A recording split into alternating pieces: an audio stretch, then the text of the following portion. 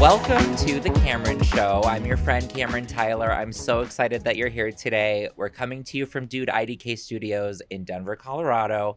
And today, finally, I'm welcoming my mentor, my friend, my queen, my icon, Joan St. Marie. Thank you so much. Read about her in my book, you have.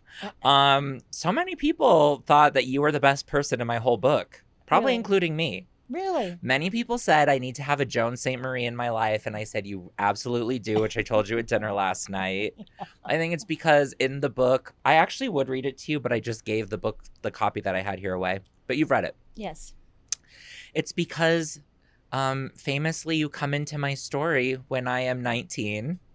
And I'll let you talk about your first impressions of me, but my first impressions of you, because we worked together and you were my mentor at the office where we worked. We won't say where, but you took me under your wing at first, I think a little reluctantly, and became honestly my mentor, not just in work, but in my life. And I think you're a known icon to those who have read the book. So I'm so happy you're here. I first asked you to come here for the first season, but you declined because I think you didn't know what the podcast was going to be about. Why did you decline the first time? I think you're exactly right. I didn't know what I would be getting myself into. I was going through, and, I didn't realize I had stayed stuck in a big portion of my life for so long.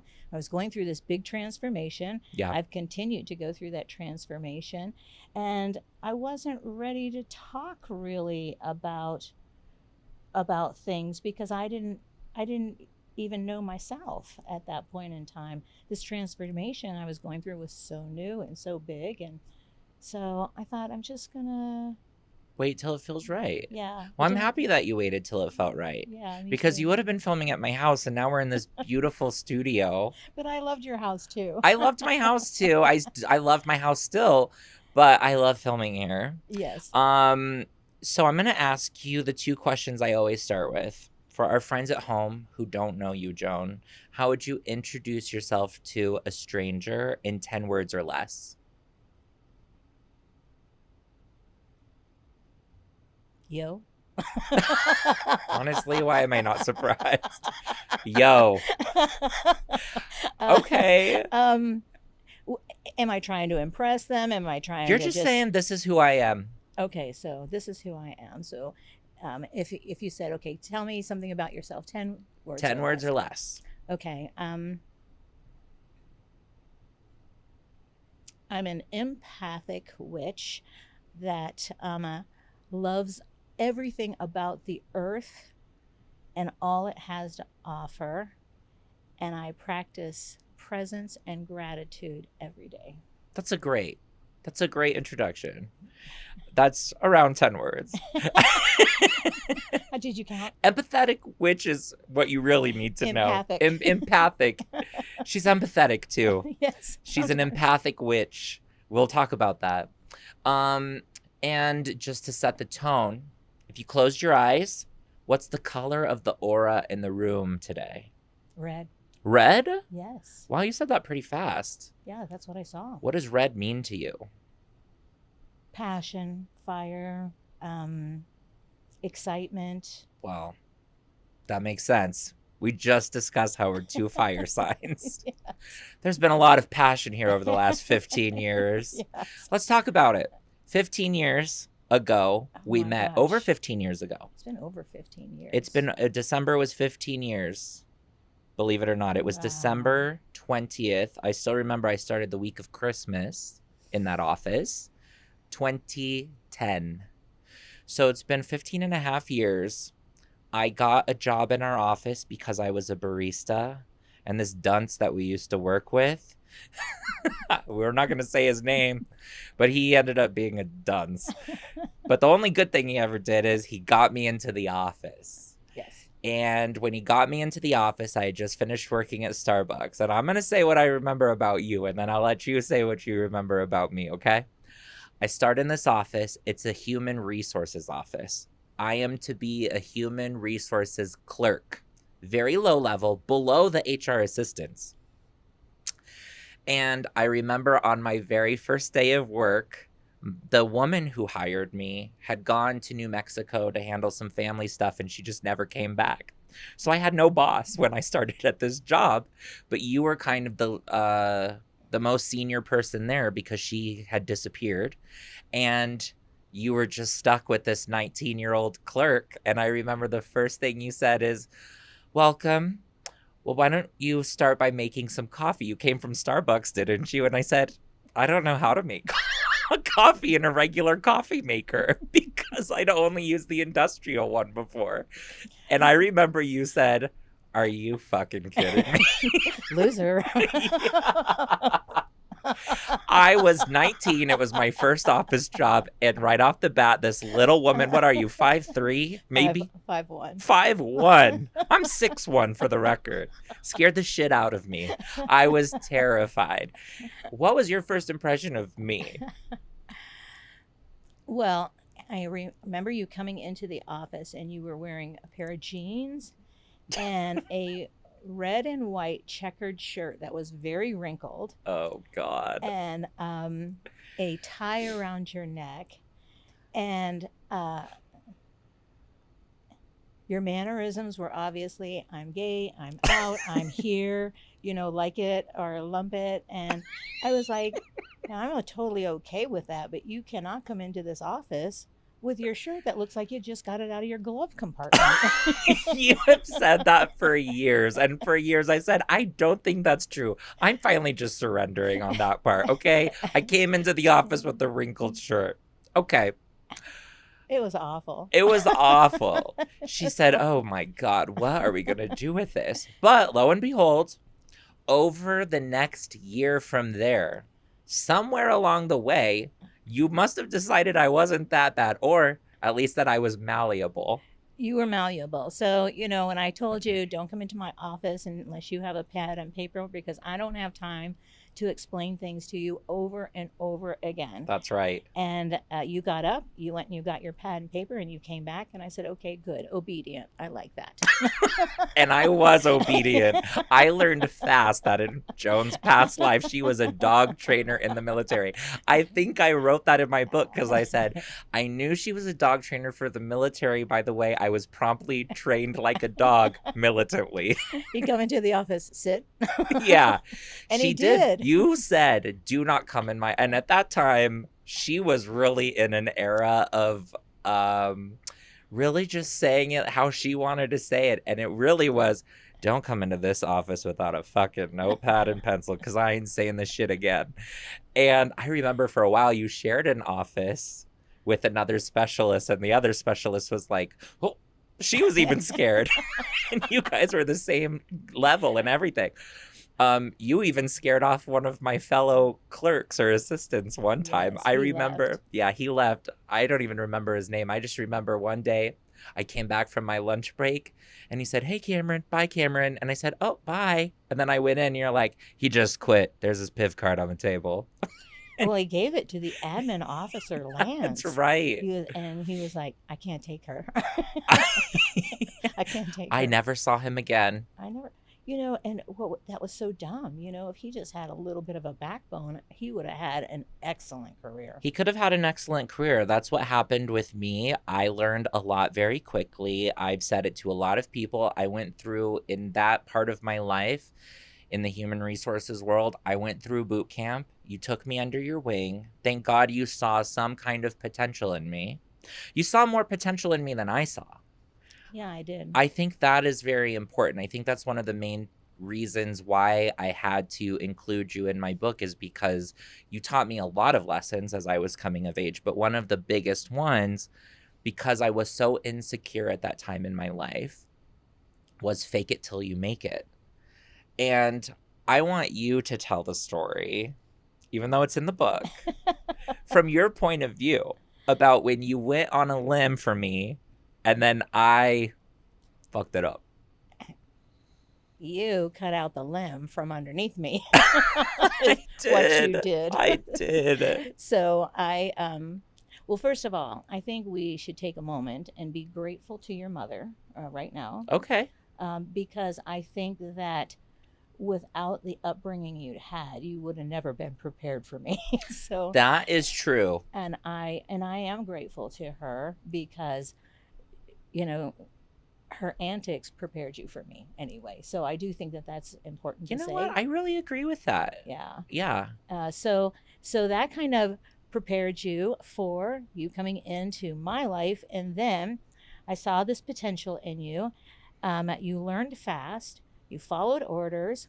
All good stuff as far as I was concerned. Yeah. And you and you listened, and you there was an empathy about you for the people we were hiring that I appreciated.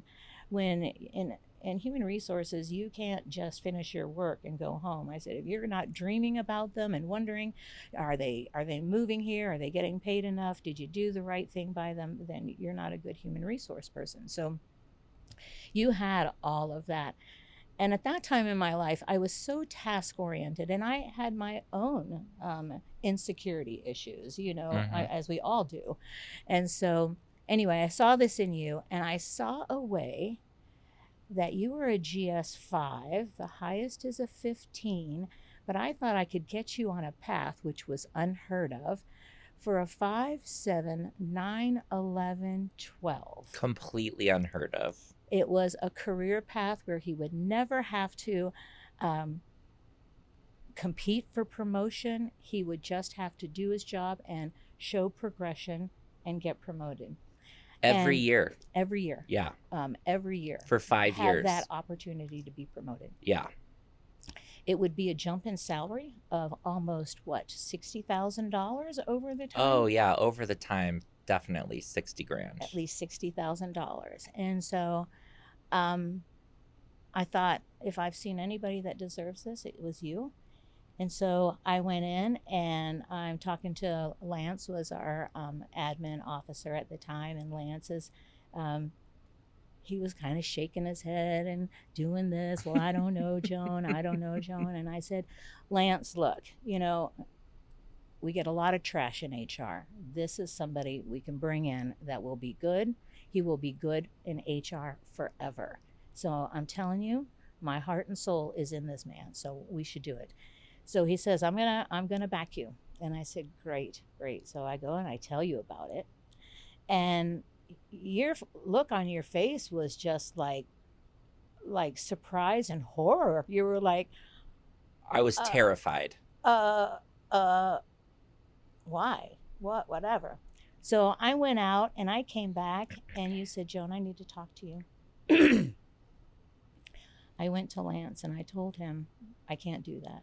I can't do it. I'm not it. And I was like, what did you do? You said you wouldn't even discuss it with me in the office. You said we're going to lunch today.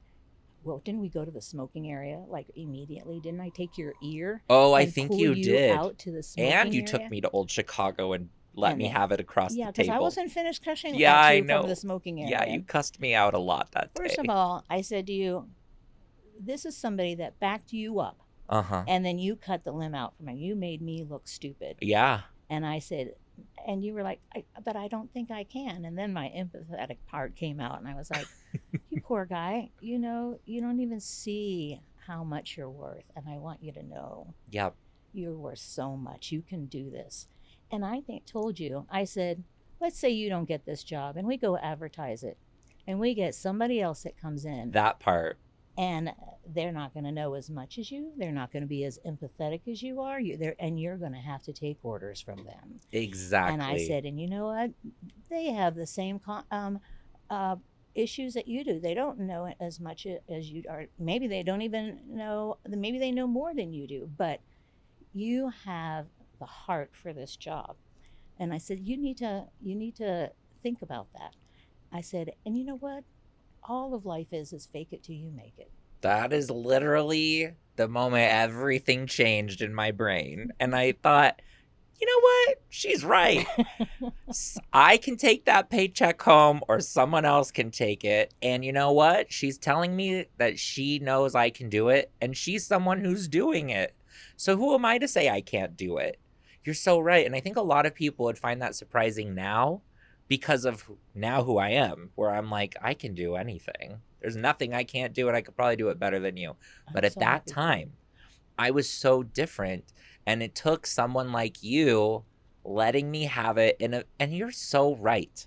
Without my mom's style of communication, I probably would have been like, Jim was his name. You would have been like a I would gem. have been like Jim, and I would have booked it during my lunch break, left my PIV card, and never came back.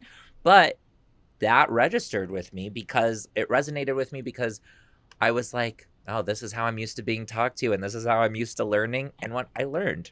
Yeah, that's exactly.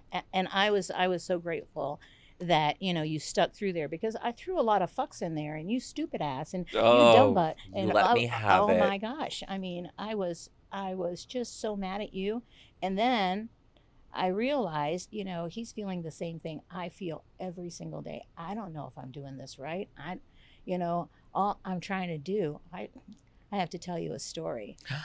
I did an illegal hire.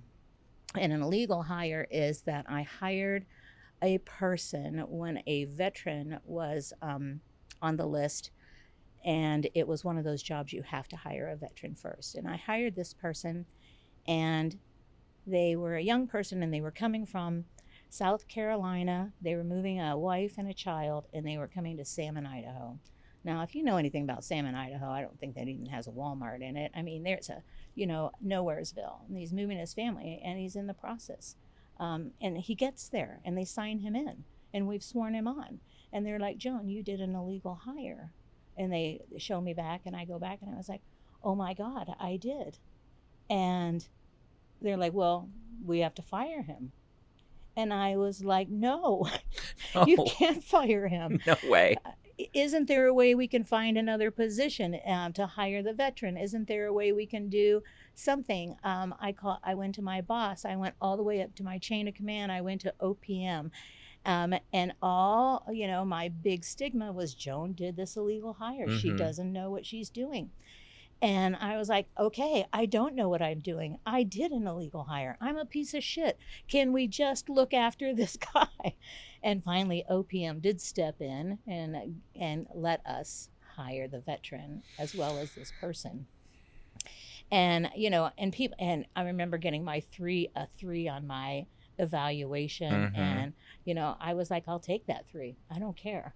I mean, I make mistakes. I'm not God, so Yeah, as I long don't as a care. person's taken care of. But that one incident left me with anxiety for the rest of my career. I mean, so um, I went into mad mode and angry mode, and by the Mm. time you saw me, I was just task oriented, by the book, do this, do this.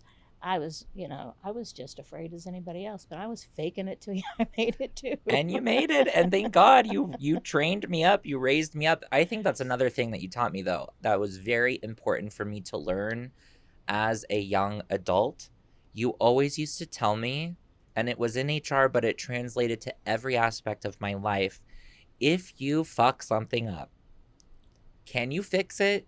It could probably be fixed. You're gonna fuck things up. You always used to say that. You're gonna fuck things up. And you know what? Then you fix it. There's really nothing we do that we can't fix one way or another. And I think that's what made me less afraid to take risks in every facet of my life. Because Mm-hmm. I was like, what's the worst case scenario? I fuck up. And as you used to say, I'll have to eat crow. Also, another phrase I learned. Like, we could go over a bunch of phrases I learned from you. Fake it till you make it, eating crow, my personal favorite. Cameron, you have a pecking order disorder. Because I used to have a bad habit of going outside the chain of command and just being like, hey, boss's boss, come to my cubicle when you have a minute. Well, everybody loved you, and you were so charming, and you were like, Thank well, so God. they must be inviting me to just tell them everything. Uh-uh. Yeah. Ear pull back in here. You come to me first. You have a Yeah. pecking order disorder. There is a pecking order here, and you need to follow it. And that's when I'm really happy that you had the background that you had. You had a whole military career before I ever knew you. And you had a whole life before I even knew you. I think it's so interesting to me that for most of your life, you didn't even know me, even though we have this very long history. And there are a lot of things that I was thinking today before we sat down and I was getting ready. I was like, you know what? There's a lot of things I don't know. I know a lot of things about your life before you knew me because we've talked about a lot of things over the last 15 years. Yeah. Things we could not even discuss on this show.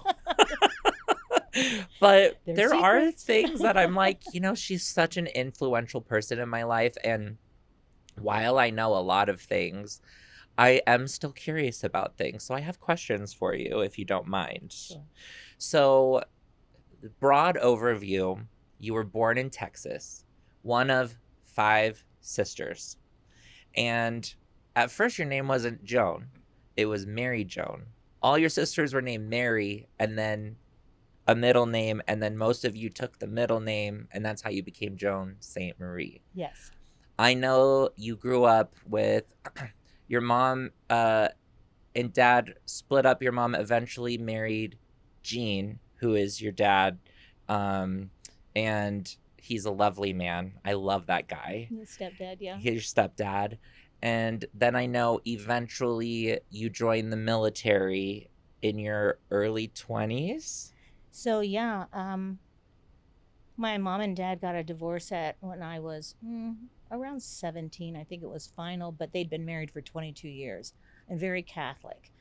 And so that's why the names were all Mary, and that's why the reason they just didn't like each other at all. I mean, they barely even looked at each other. So they got this divorce when I was 16, and at that time, it wasn't until the late 70s that women could own property or even have a bank account. Can you believe that? No. Like, it was 79 that it was finally allowed.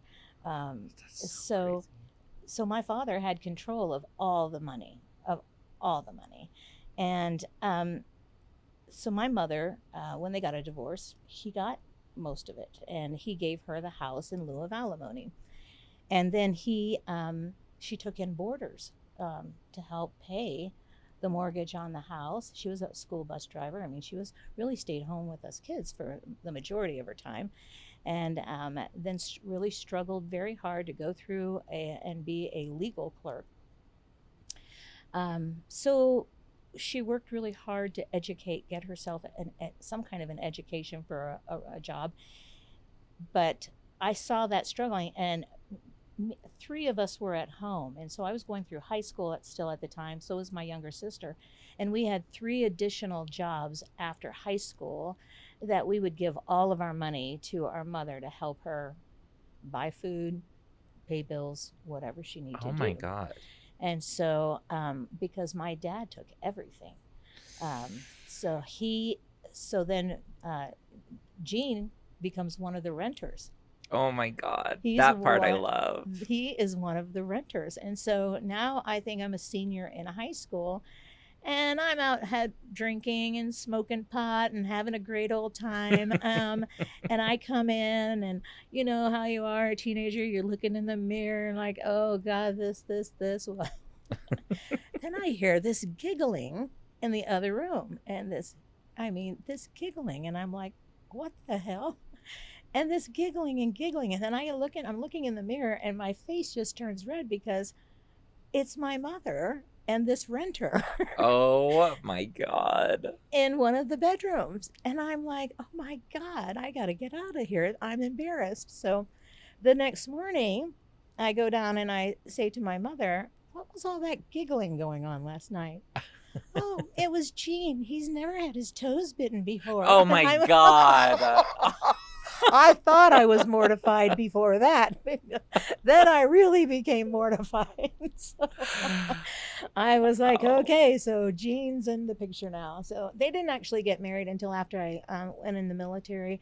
They lived together for a while until I was about 22, and I think they got married right around there, 22 or 23. So I'd been in the military since 19. You went in at 19, Mm-hmm. and they stayed married for the rest of your mom's life. Yes. So you went in at 19. I think that's all. I guess I never realized your dad took everything, and that your mom was very powerless in comparison to how a woman could be now.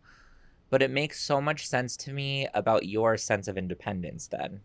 Yeah. that you have always been like, I am the CEO of Joan St. Marie Incorporated. I make my own money. I You don't make go your own looking. money. When women come to me and they're like, I want to find with a man with money, I'm telling you, girl, it's much better if you just make your own money. That is exactly something you have always said, and now that makes more sense to me than ever.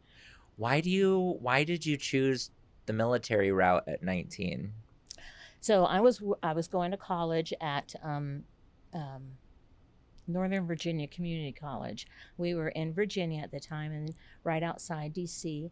And I had a job as a waitress in a country club. I loved the job at the country club. Um, but as I was in school one day, an ice storm came.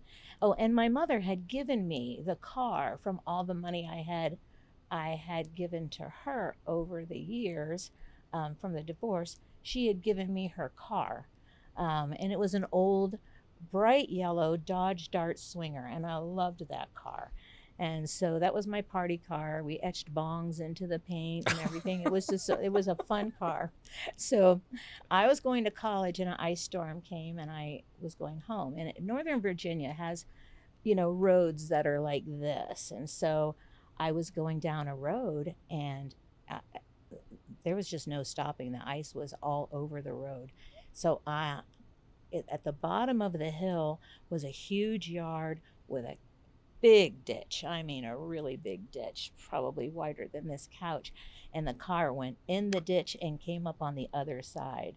And there was no airbags at that time. And I'm not sure, I was not wearing a seatbelt. So I ended up in the passenger side floor. And the car was totaled. I was okay, Thank God. Yeah, I was, I guess, bouncy. And You were young and resilient. but the car had to be towed out of there, and there was no having it. And so, um, I'd get rides to go back and forth to work. Had to quit college, but the assistant manager at the country club said, "Why don't you try the Air Force?" Wow. And I said, I thought it was just perfect. I wanted to go to college, but I wanted to get out of the house. I didn't want to be, dependent on my mom anymore. I wanted to have my own place. I wanted to have my own world. I wanted to have my own job. I needed a car. And so I said, okay. So I went down to the recruiter that day and he's like, can you go tomorrow? And I had heard you had to have 10 pairs of white underwear. And I said, no, I can't go tomorrow. I don't have enough white underwear. What? He just looked at me and he's like, okay. And this was in June of some time. And he says, well, then you're going in on December 5th. And that's 2 days after my 19th birthday. 19th or 20th. Maybe it was my 20th birthday. Wow. So it took. I never knew that's how you went in. Yeah. So I had 6 months. I went back and forth. My mother co signed for another car for me at that time. And I got this little Mitsubishi green looking thing. And, went into basic training on December 5th of 1979. Wow. Yeah, so right after you turned 20 then. Yes. Um that's so funny cuz I met you right before I turned 20. I know. Oh, wow. We both went into the military. I'm just kidding. No, you actually did. Okay. I that is so funny to me. Were you not scared? What were you like at 19, I guess? Because I was very different than I am now at 19 in the sense that I was way more timid. Were you not? I was fearless. You were fearless. Yeah, I was fearless. I remember I had a boyfriend that was going to this Baptist college up in the mountains. So I took my car and I just decided after school I was just going to go see him. Oh. And that was 3 hours later. And so, we didn't have cell phones or anything like that. That is fearless. Going way up into the mountains. He knows I'm coming, but it starts to rain up in the mountains and it gets slick. And I'm going around these hairpin curves again, and I wreck my car. And I hit a rock. I slide on the leaves. I hit a rock or something, and it bends the car into the tire. So the tire's scraping the rest of the way down. Well, by the time I get there, it's a tiny, tiny town way in the mountains in Greenville, North Carolina, I think it was, just Baptist college. And you can't have any girls in the dorms, and there's no hotel open for me that night. So he sneaks me into his dorm room through the window. We can sleep in his room, but then he has to clear the hallway with all of his friends and go so I can go to the bathroom all the way down the hallway. Oh my But God. we find a mechanic on Saturday and we get the car fixed, and I go back, and I'm driving back, and I was like, well, good things happen, bad things happen on that trip. And then I'm supposed to be going east to go home, but I get on 64 in Virginia going west, and it's such a beautiful drive. I just stay on it. What? It's not even the way home. That honestly, that doesn't surprise me at all. But it was so beautiful. It was in the fall and all the leaves were going. And I was like, I'll figure out another way home. And yeah, another highway comes up, and I was like, oh, that'll take me home too. So I just enjoyed it. But I was just totally fearless. I would just go anywhere, do anything, try stuff. That's so interesting because I wasn't like that. I had to be told. But I want to know how you ended up as a dog trainer. Oh, Because one thing about you that I love is how much you love animals, especially dogs. You are a dog lady. Your email address is even something like animal lover. Like, you love animals. And I love that. And I remember, again, one of the first things I learned about you was that you were a dog trainer. And I was like, just be her dog and she'll be nice to you. And it worked out. you It got worked treats, out. didn't you? Yeah. How did that happen? Were you always a dog girl? I think I was always an animal lover. Okay. So I remember one time when I was 10 or 11, I was walking home in a rainstorm, and I went downtown. And at 10, my mother really didn't want me. If she would have found out I was walking home from the downtown, she would have been really mad. But it was raining really hard, and I I got off the tracks. It was old railroad tracks I was on. I got off the tracks, and I see this tiny little mouse in the gutter, and it's cold. I mean, it's sitting up and it's shivering. And so I'm like, oh my gosh. So I have to pick it up, and I Mhm. put it air, and I take it home, and we warm up wash rags in the oven, and I get the mouse, and I get him all warm again. But my father was still around at that time, and he just grew up dirt poor, and mice are not something, and I don't like them much now either. Mice were not something he liked having. So my mother says, you better get rid of that mouse, or your dad's going to flush it down the toilet or kill it, and he will kill it in front of you. So you will not do this. So I ran out of the house, and I ran to the backyard, and I wanted the mouse to be free, so I took him by the tail and I threw him as far as I could. And then I thought to myself, I think I killed my mouse. Oh my God. But you And were then just trying to save and him. I was just trying to save it. I just kept thinking he's going to fly and be free and be free. And then I flung him so far. And I wanted him to be away from my dad. I was like, oh, you have to get away from my dad because he will stomp you. He would just. Oh my God. My dad hated he'd call them rodents and rats and everything, and I saw him stomp things and kill them so violently. And I thought, the animals are the innocence of the world. They're just who they are. So you were always empathic And I just for the little creatures. I just wanted to save them. And so even today, if I see a story about somebody, I can't watch those TV shows about people hurting Abusing dogs, animals. or I can't do that. But yeah, in fact, SPCA will probably get more of my money when I die than anybody else. So. You know what? I believe that too. So did you just get lucky in the military that became your job? No. So I'm going in to be a cop, so I had to quit smoking dope. I had to quit. I had to straighten up before I went into the military. No smoking pot anymore. No doing any kind of drug. So I went in as a cop, and we were in basic training going through, and then tech school. And then in tech school, they said there was bombings that were happening in Germany in the early 1980s.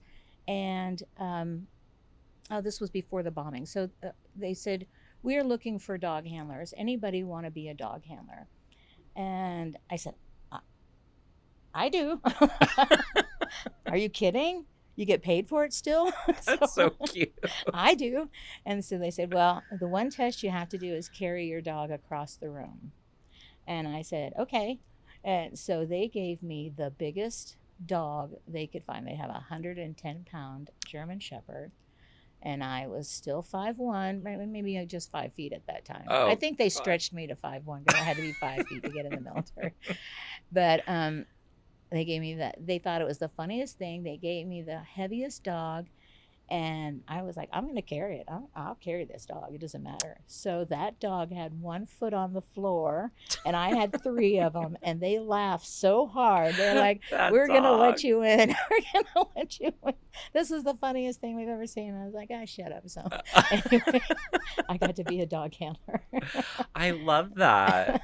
And you had a long career with the military. I did 22 years. Yeah, 22 years, because you actually weren't that incredibly far into your HR career when I met you. Like, right. Transitioning out of the military and into that. I want to know, because you so instinctively, I felt like, took me under your wing. And when I was the 19-year-old, and then, I was just the little doe-eyed little wrinkle-shirted freak that came to work in your office. And I feel like it was so natural for you to become a mentor figure to me. Did you have someone like that when you were a young adult, or was it all independence? When I was a dog handler, I do remember this staff sergeant that... we'd have to go. Dog handlers can only work from 6 in the morning till noon, because this is down in San Antonio, Texas. And working a dog, they would get too hot anytime after noon. And we were always doing field exercises. So we were, looking for perpetrators in the field, or, in a wooded area. And so they'd send us in the wooded area, and you have to watch your dog, make sure the dog was alerting on him. Well, every time we came back from there, I always came back with flowers in my hair and in my uniform and, in my dog's collar and stuff like that, Yeah. Singing and stuff like that. Oh, And my God. we had a sergeant that was so mad at me. He was like, Airman, get over here. Do you know? And I was like, yes, what do you want? What do you want? And he's like, not what do you want? You, yes, sir. Yes, sir. Yes, sir. What's going on? What happened to your uniform? Oh, and he took my flowers and he squished all of them and he threw them down on the ground. And he was like, I said, why did you do that? And I said, that flower didn't do anything to you. And he's like, you shut up. And he's like, now you come over here and you run your nose up my stripes and you count how many more of them I have than you. And, what? And I had to do that. And so, and then he's like, you get out of here. And he's like, you disgust me. You get out of here. And then I had the staff sergeant female that was like, she's one of the best dog handlers I have. She, you need to go easy on her. And I think really that's the only reason I got through. I was never a good rule follower and I never took orders very well. I don't know how I made it through. Now that is not shocking to me. I don't. So isn't it shocking that I would make it through the military? Honestly, I never thought about it like that, but yeah, it does. I had to run my nose up a couple of arms. Oh my God, I didn't even know that was a thing. I do not like that at all. Oh no, the power struggle that's in the military is unbelievable. And there's one guy, we had guard check duty, and so nobody's allowed in the gate unless you have an ID. And I worked on the gate with this guy, and he was absolutely crazy. Somebody would come in through the gate and wake him up. You're not supposed to be sleeping on post. Wake him up. He would pull his weapon out and point it at them and say, you fucking woke me up. You thought I was bad. Yeah, I was going to say, wow, this was really child's play what I went through with you. I was just horrified, you know. Oh my But then I got a gosh. chance to become a bomb dog handler. I have to tell you this. Oh my God, I didn't know that. Yeah, and because I was still kind of fearless, I said, "Yeah, I want to go to war. I want to be a bomb dog handler. That would be great."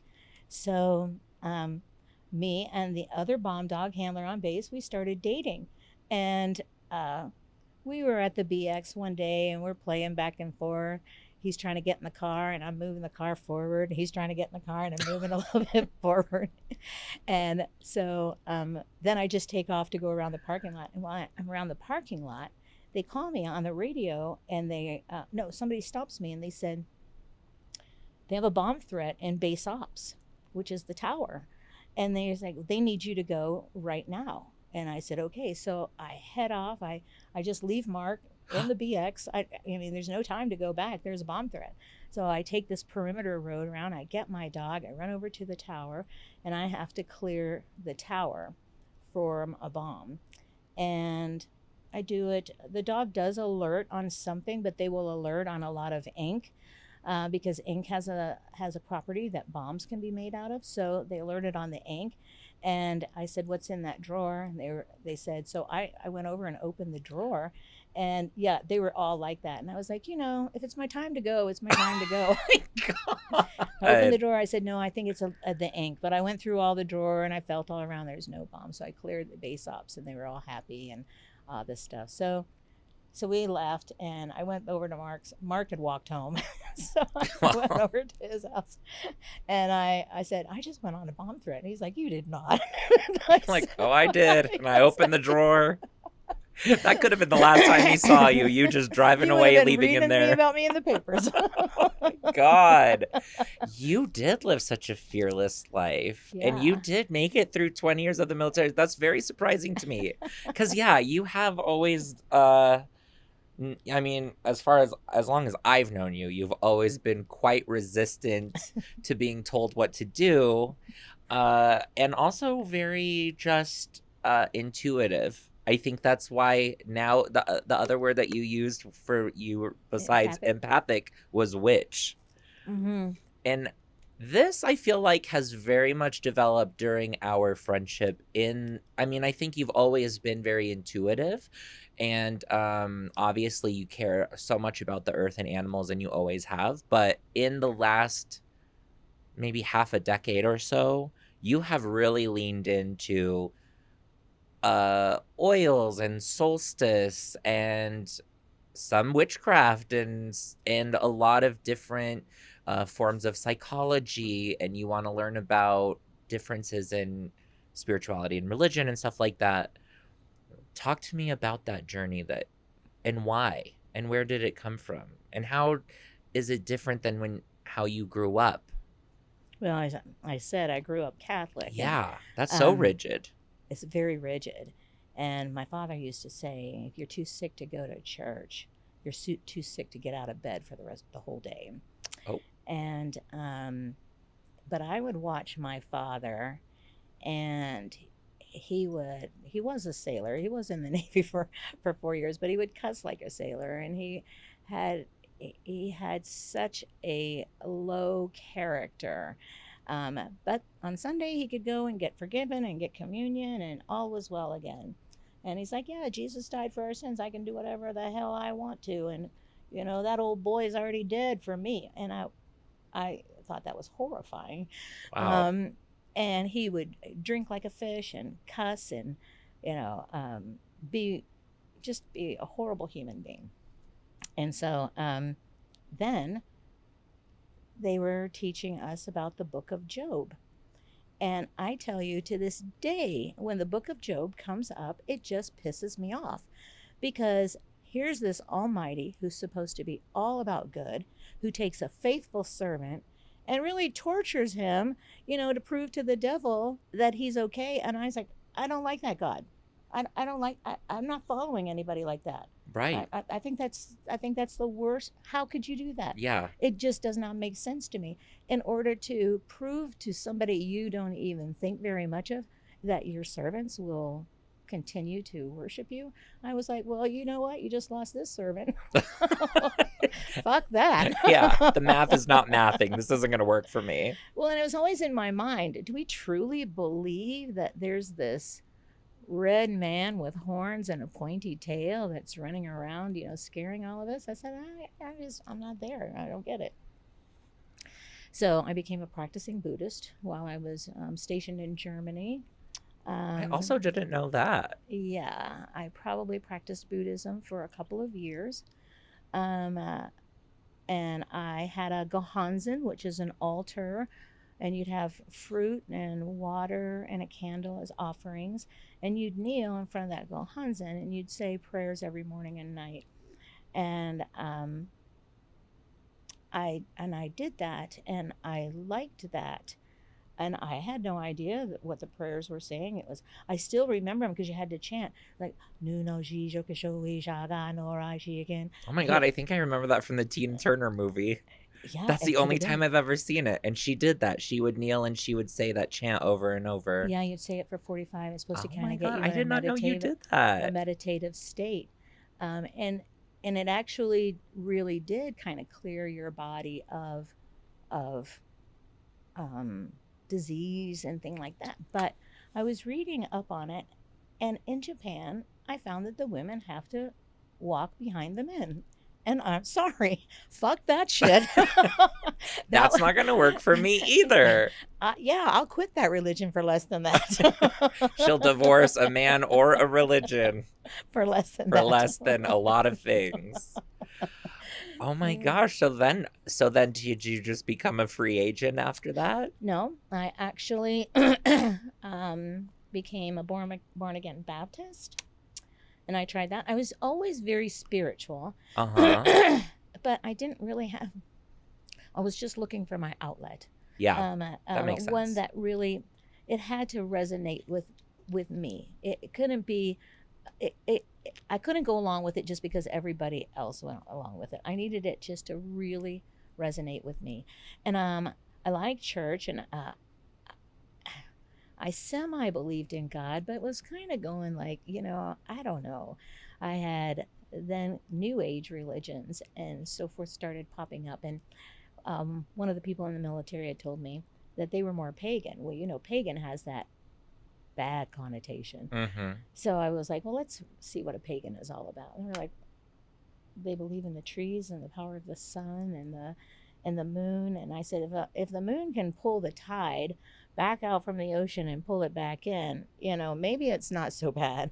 Yeah, that's something tangible that I can see for myself. I can see that, and it's the same for everybody.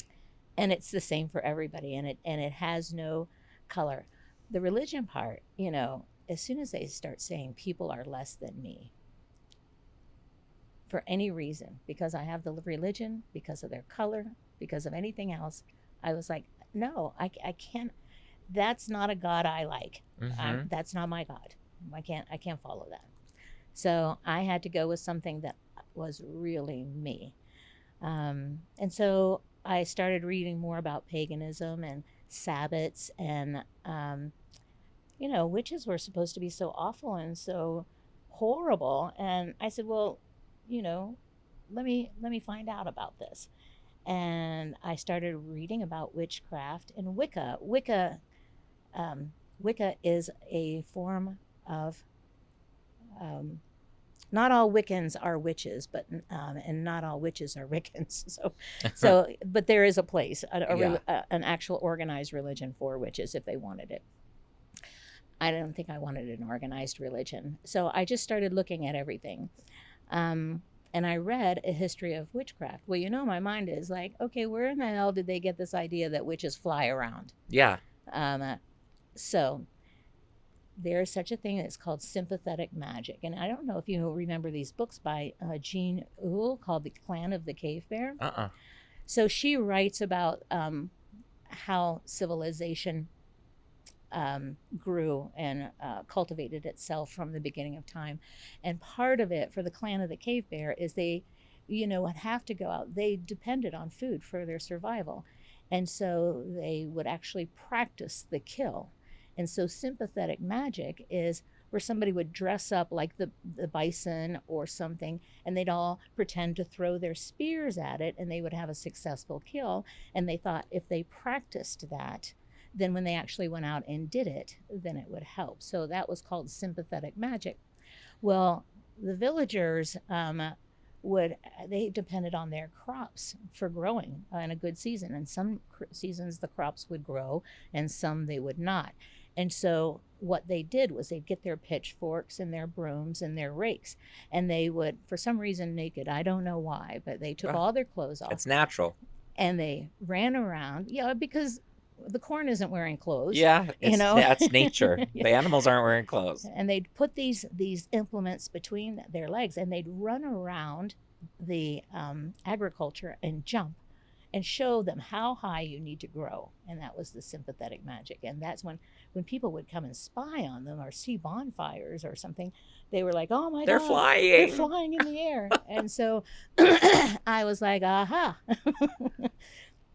So it made it make sense. It It made it make sounds like. sense. So there's all kinds of witches. There's witches that just do, for or just work in herbs and food and try to put healing. They're healers mostly. Mostly witchcraft is healing, um, and so they'll do herbs or they'll do. That's where I got into the essential oils and doing more cooking. There's witches that do just candle work or spell magic. There's witches that do rock magic. So I Mhm. have somebody all the time that says, "You really believe that rock will do this?" And I was like, "Quartz have been firing off watches for centuries, and you believed in that, okay?" So, Well, and here in Colorado, we have the radon, mitigation because radon will kill you, and they talk mhm. to you about. Be careful about what kind of quartz and rocks and stuff you put in your kitchen because it can make you sick. So all rocks and crystals give off energy. All of them do. You just find it if it's a good energy or a bad. I used to wear all these rocks that make me feel good in my bra until I found out some of them could be poisoning me. So I think I'll Right. take them out of my bra. Take the well, you know what? As we were discussing last night, as someone who recently wore a bra, I can't imagine sticking rocks in there. But I have to say, I'm happy that you've embraced your witchy side over the last however many years because I think that it's just another way that you, by living your life and just not, I mean, it's the concept of not adhering to what someone else tells you is the way to do things Yeah. and doing what you feel is right. That's very hard for people to do. And it's something that I couldn't have a podcast and not have you on the podcast if I'm really trying to illustrate, like, this is a part of my life. This is someone who has made me like how I am. Because, yes, my mom, very headstrong woman. In fact, I think the chapter that I introduce you in the book, it's so interesting you said that about my mom earlier, is because that chapter is called A Woman's Prerogative Part 2. And I start that chapter by talking about my mom, and it goes into meeting you because it is a very similar thing. Yeah. And it's about the persistence, whether it's good, bad, scary, whatever, of women. And I love that you are also a person who didn't become a mom and didn't stay married for the sake of doing those things because whatever feels right is what you're going to do, not necessarily what other people say you should do. That's Yeah. influential to me because as someone who has also decided, pretty sure at this point I've made the firm decision I'm not trying to be like a real parent. I say I'm a mom. I say I'm in my mom era to some people, but like in actuality, I don't want to have kids. The whole idea of you being a witch, to me, yes, I love all of that. I'm a believer in energy too. Um, but to me, the bigger thing is that you have this resistance when you sense injustice from organized religion. I admire that so much because that is what to this day makes you a role model to me. Is that you've always had a resistance to injustice and other people telling you what to do. Yeah. And I love that. And it's time for us to play Sip Saver Spill, but I had to hear about that.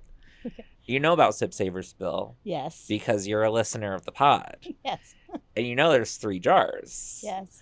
And we can go in any order you want, but Sip is the lightest.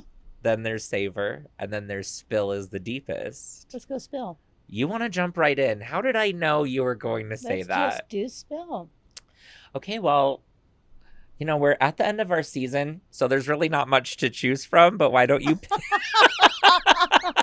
One to choose from. This is our season finale is airing next week, but this is actually the last episode we're filming for the season, which I feel so grateful that it's with you. But that does mean we have very limited, and by limited I mean one option in the spill jar. Okay. What would you say to your 6-year-old self, I would suspect? Let me see. Is my handwriting that bad? Do you want me to read it? Oh, She doesn't have her glasses. Yeah, I don't have my glasses. What would you say to 6-year-old you if you could spend 3 minutes with them? It's going to be okay. That's what you would say? Yeah, it's going to be okay. To 6-year-old Mary Joan? Mary Joan. She wasn't liked very much by her sisters. Well, I was a bit of a pain in the ass, so. Were you the 3rd or 4th? 4th. You were the 4th. Second to the last. Okay, that's right. So older sisters didn't want me, younger sister didn't want me, and I was just kind of like a pain in the ass. So, but I did spend a lot of time alone. But I just didn't feel like I should be in that family. It was just like, really? Interesting. That family's mine? And, I don't get them, and they still don't get me. And I'm really trying hard at this age, but yeah, I didn't get them. And I've got a mother that doesn't like women and had 5 children, 5 women, 5 girls. 5 girls, yeah. And a dad that didn't like women either. Oh, God. And I knew this. I knew this from my youngest age, that they don't even like us.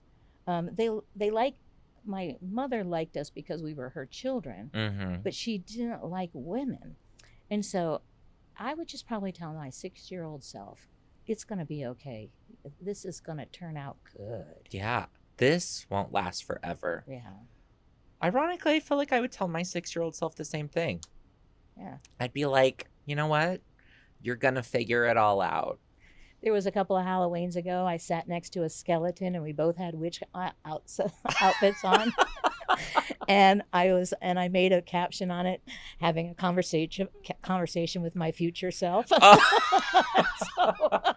And what would you tell your future skeleton self? Actually, my skeleton told me it's going to be okay.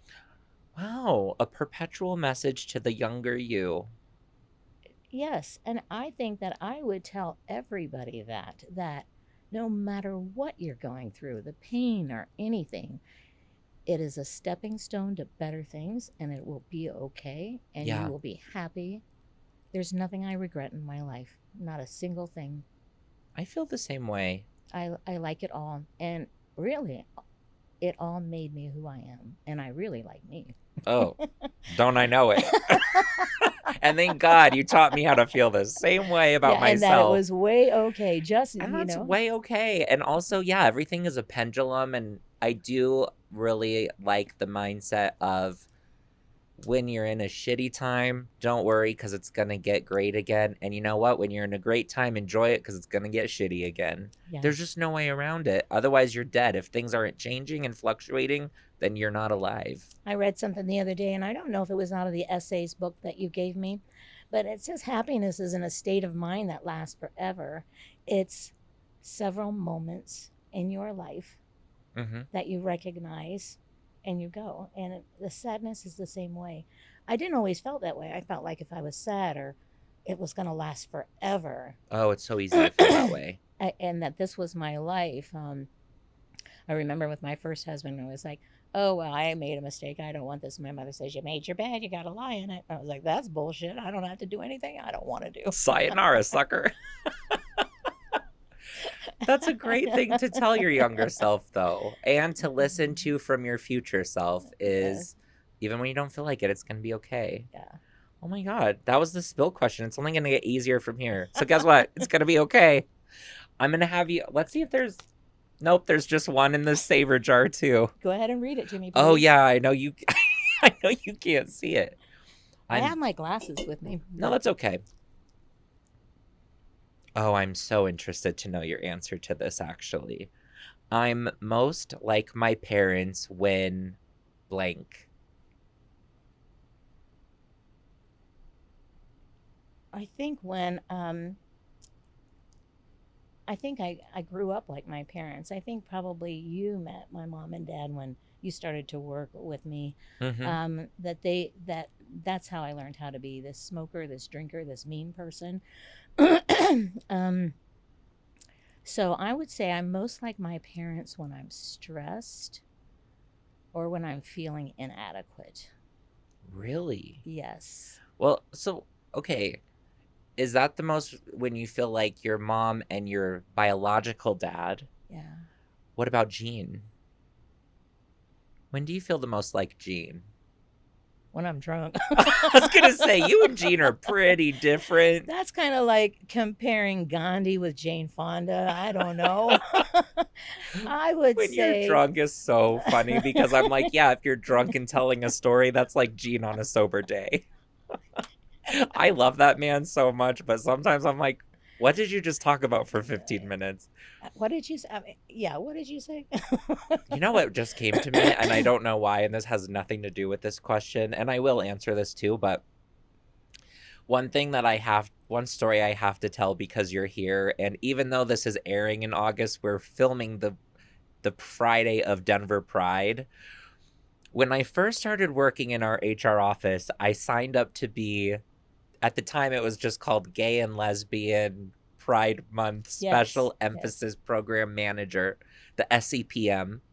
And it was one of my first years working in the office, and you kind of encouraged me to get involved. And, you know, if this is something you're interested in, why don't you sign up to do this? You put on an event for the Observance Month with the EEO office. You did such a great job at that. Well, I eventually did a great job. It all came out great. But while we were Are you going to tell Yes, that I'm going to story? tell the story. You just clocked what I'm talking about.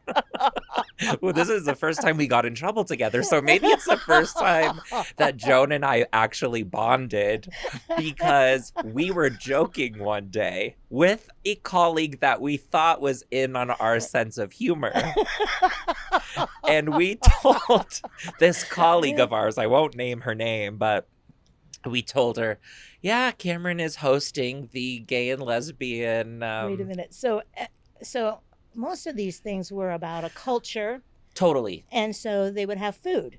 Yes, associated with the culture. So now go on. Yes, so if it was like May, that was Asian and Pacific Islander Heritage Month, and then someone might invite, you know, someone, a restaurant that makes Chinese food or Filipino food or Japanese food, and then for, you know, the middle of September to the middle of October is Hispanic Heritage Month. They might have someone bring in some kind of Latin food.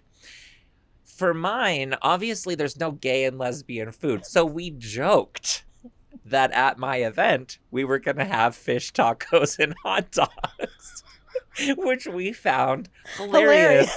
It was a joke. Obviously, it was a joke. Should we have made the joke in HR? No, we shouldn't have. But we thought that this person in our office... I wasn't joking. I mean, she really was like, well, we have to serve something. Have to Why serve not? Something. I don't remember what we ended up actually serving, but this woman got so offended, went back, sent me an email that I had to then forward to you. And I was so scared I was going to get fired because she said, that is not something to joke about. I was on the front lines fighting for gay and lesbian rights, and you're making a mockery out of it. And I was like, oh, Jesus Christ. That was one of the first times where I was able to be transparent with you and be like, You got to be fucking kidding me, right? And you're like, hell yeah. And I think that was one of the moments that I knew, okay, this woman is on my side. She's scary, but we have one thing in common is our sense of humor. Oh Anyway, my I don't know God. why that just came to me. Maybe I when can't I'm talking remember. about my parents, I include people who are like my parents, and maybe that's when I'm the most like you when I'm making a dirty joke. Just kidding. I'm like you in a lot of ways, actually. I would say I'm most like my dad in the sense that a lot of people don't know my dad. I don't know if you've ever even met my I dad. haven't met him. Probably not. I really got to know him through your books. Yeah. He's loud. I'm loud. I didn't used to be, but I am now. I don't feel like you're You loud. don't think I'm loud? I Yeah. get told I'm loud all the time. No, I have anxiety, and so if you were loud, I would be like, "Ooh, what's up Oh, with well, good. you?" I'm glad you I don't. don't think you're loud. I think I'm like my mom in that I'm now pretty headstrong. Well, that's okay. There's no telling me no. I know. I don't think I. That's so interesting because when I think of how I'm like my parents, I think of good things. I do too. Even though, like, don't talk to either of my parents right now. I think there's a sense of forgiveness in the parents that, we go through anxiety ourselves, we go through the traumas ourselves. They had so many less resources than we did. Totally. And I can't even imagine, Mm-hmm. bringing up 5 children with the amount of money that they had. And sometimes I just have to admire that they even made it, Yeah. at all. And the reason my mother didn't like women was that women, nobody liked women. They couldn't own anything. They couldn't do anything. Yeah. Women didn't like women because they were competing for every man That that was part. out there. Because they couldn't own it, they could only own it through them. Their status was always through somebody else. So, you know, I I just feel, I think that's part of me where I will have my own status. I will have my own life, and I just have such great compassion Yeah. for what they had to go through, and what they struggled with, and their limited resources. I mean, I'm True. so grateful for our They resources. did persevere. Maybe that's a good way that you're like both of them. You two have persevered. Don't we know it? Okay, well, I can't believe this. There's also only one sip question. Somehow I think you knew that. I I mean, we're at the end. We're at the end of the road for season 3. And now I'll have to fill these up before season 4 next year. Um oh, I've already answered this, and I guess I could do it again. Somehow this ends up in the jar multiple times, but I'm interested to see what you'll say. Describe yourself, one word starting with each letter of your first or last name. Your first name, 4 letters. Your last name is 7 letters, so I don't know how ambitious you're feeling. But one of those, describe yourself with one word starting with each letter of that name. Do you want to do Joan or St. Marie? Oh, I will do Joan. Okay. So a J, an O, an A, and an N word. Okay, so I'm joyous, Oh, you are. and I'm ornery. Oh, you are. And I am achievement oriented, That's true. and the N. Can you think of something N for me? You are.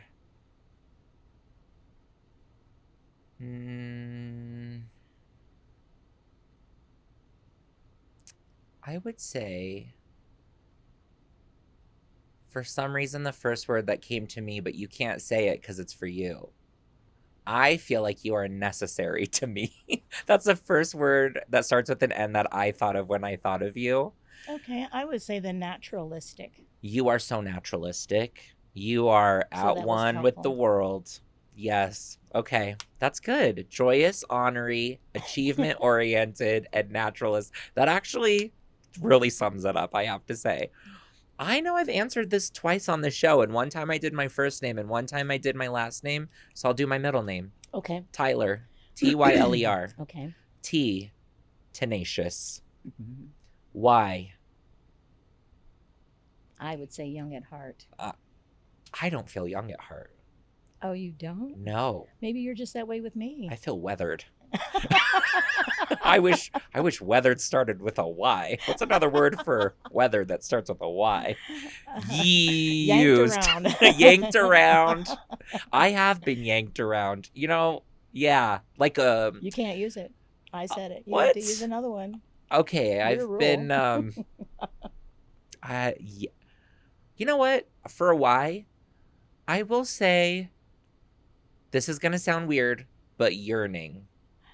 I Oh, am always yearning for something. And sometimes I used to think that was a bad thing because I used to think this means I'm never satisfied. And to a certain extent, I am never satisfied. It is one of the blessings and the curses of my life. I never feel fully satisfied. I'm just want to let you know that's a human trait, and I think everybody so feels too, that right? too. Yeah. Well, I don't know. Sometimes I wonder. Think about my sister. You know my sister.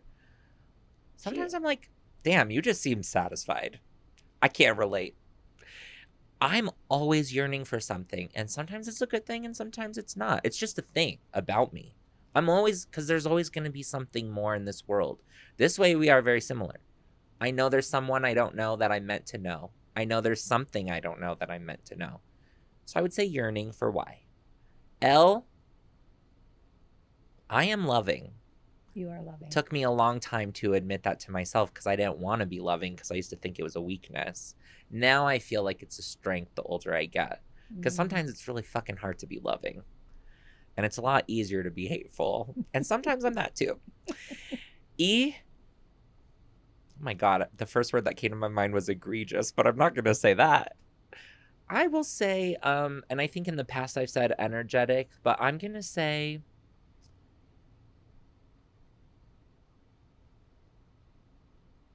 I'm pretty even keeled. I don't panic like I used to. Oh, that's so good. And I think that that's another thing that I have learned a lot from you of Hmm. being like, well, shit, something has happened and now we have to deal with it. And what else are we going to do but fix it, survive Ignore it. it, ignore it, choose your own adventure, but it's not going anywhere. And the best course of action is always to stay even keeled. And then for R, I would say in the past for Martinez and in Cameron, I either said resilient or retaliatory. But this time I'll say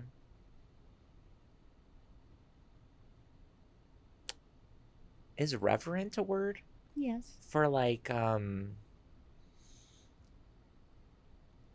what does reverent mean? I feel that word is sticking out to me, but I'm like, does that make sense? Am I reverent? Yes, I would say so. And that, I think, just means, I'm literally googling it. Wait, what do you think it means well, to you? I think it means like a glory, a feeling of glory and graciousness. That's totally what Google says. Says someone feeling or showing profound, solemn respect and veneration.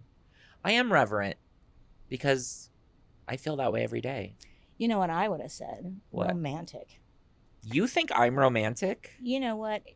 Romance doesn't have to always be about a sexual thing or with love. I think you romanticize your life. I think you are having a romantic.